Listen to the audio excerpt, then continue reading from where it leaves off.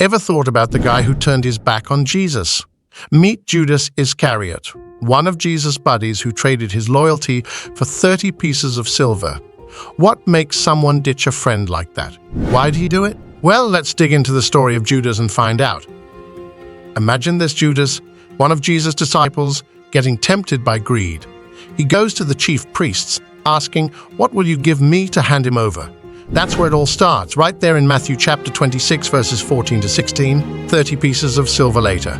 And Judas is on the lookout for a chance to betray Jesus. Can you believe it? Now let's unravel this tale of betrayal, where friendship takes a backseat to greed and deception. Judas' actions serve as a warning about what can happen when we let greed and dishonesty take over. It's like a cautionary tale from way back when, but the lessons still hit home today. So, why did Judas do it? What drove him to turn his back on a friend? Let's explore together, using the sacred scriptures as our guide. In those verses, we might just find the keys to unlocking the mystery of Judas and the choices he made. Ready to dive in and uncover the truth? Let's untangle the story of Judas Iscariot and his betrayal of Jesus, a tale that triggers debates about destiny, free will, and the motivations behind his actions. The big question here is whether Judas was destined to betray Jesus as part of some grand divine plan, or if he made a choice fueled by his own desires. Some folks believe in the idea of predestination, saying that Judas was meant to betray Jesus from the get-go. In this view, he's like a character in a bigger story, playing a role assigned to him by a higher power. But there's another side to the story, those who champion the power of free will. They argue that Judas acted on his own, making decisions driven by his personal wants and influenced by things like greed and a shaky faith. A really interesting twist in the tale suggests that Judas became a vessel for evil forces. According to Luke chapter 22, verse 3, then Satan entered Judas, called Iscariot, one of the 12. This perspective sees Judas not as a guy making choices, but as someone possessed by none other than Satan himself. It's like he loses control, becoming a puppet in a dark and sinister play. On the flip side, there's a different take on Judas, one where he's seen as a guy who had his own say in the matter. This view points to John chapter 12, verse 6, describing Judas as a bit of a thief who had control over the money box and helped himself to its contents. Here, the focus is on Judas as an individual making choices, swayed by his own weaknesses and desires. The whole saga of Judas Iscariot keeps us thinking.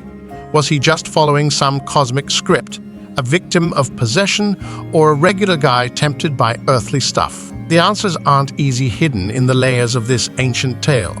It's like a puzzle waiting for anyone curious enough to dig deep and figure out what really went on. What do you think? Was Judas a pawn in a bigger game, a guy taken over by dark forces, or just someone led astray by ordinary temptations? The story's there waiting for those willing to dive in and uncover the truth.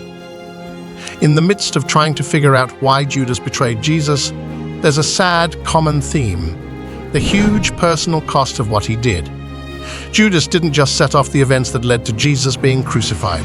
He also ended up in a really terrible place himself. The Bible in Matthew chapter 27, verses 3 to 5, tells us about the aftermath of Judas realizing what he'd done. As things went south for Jesus and he faced condemnation, Judas felt a deep sense of regret. He tried to make things right by giving back the 30 pieces of silver to the religious bigwigs he had made the deal with. But they didn't really care about his remorse. In the midst of his inner struggle, Judas admitted, "I have sinned, for I have betrayed innocent blood." It was like he finally understood the weight of his actions, realizing he'd betrayed an innocent person.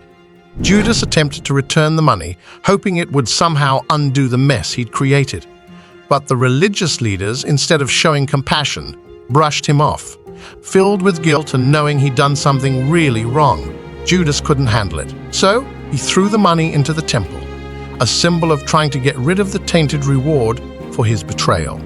Sadly, things took a dark turn.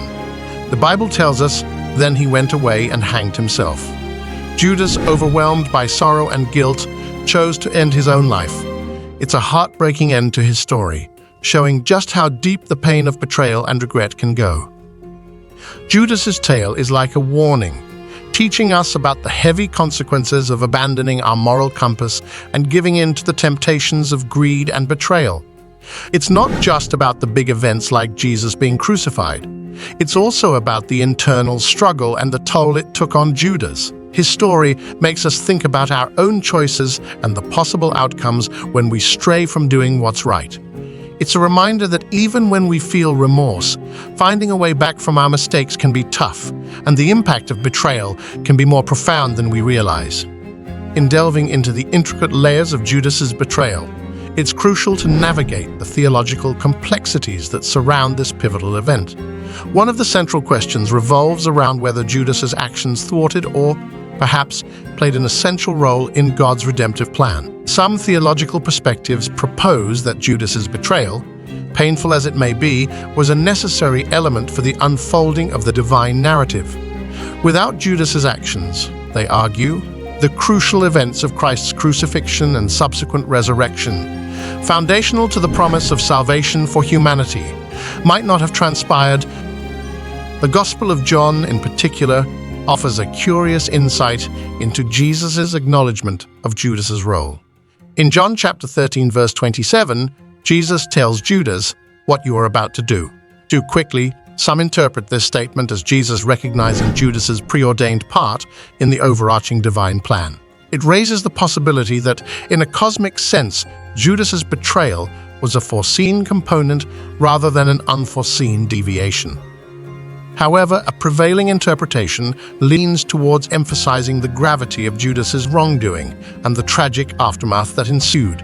The Apostle Peter, in Acts chapter 1, verses 16 to 20, condemns Judas's betrayal and draws attention to the fulfillment of prophetic scriptures regarding his fate. This perspective underscores the severe consequences of Judas's actions, painting a somber picture of the betrayal's impact on both Judas and the broader narrative of redemption. These theological contemplations lead us into a profound exploration of divine foresight, human agency, and the intricate dance between free will and predestined events. The story of Judas challenges us to grapple with the enigmatic ways in which God's plan unfolds, leaving room for interpretations that span from Judas as a necessary player in a divine script to the recognition of his betrayal as a grave deviation from the intended path. As we continue to unravel the layers of Judas's story, these theological musings provide a thought-provoking backdrop, inviting us to reflect on the intricate interplay of human choices and the divine tapestry of redemption.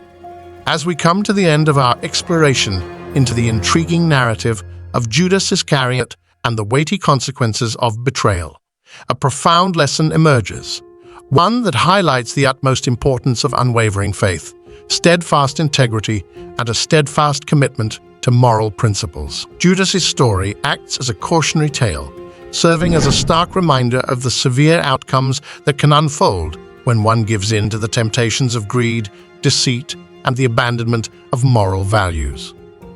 Dear viewers, we extend a heartfelt invitation for you to share your perspectives on this complex and thought-provoking topic. How do you interpret Judas's actions, and what are your reflections on the theological implications surrounding his betrayal? Your insights can contribute to a richer and more comprehensive understanding of this pivotal event in the life of Christ. Don't forget to engage with us by leaving your comments below. We value your thoughts and encourage you to be a part of the conversation. If you found this exploration meaningful and want to continue delving into such topics, remember to like this video, comment with your thoughts, and subscribe to our channel for more insightful discussions. Your support ensures that we can bring you more content that sparks contemplation and encourages a deeper exploration of profound subjects. Thank you for joining us on this journey of discovery and reflection. We look forward to hearing from you in the comment section. Remember to like, comment, and subscribe. And let's continue this engaging conversation together.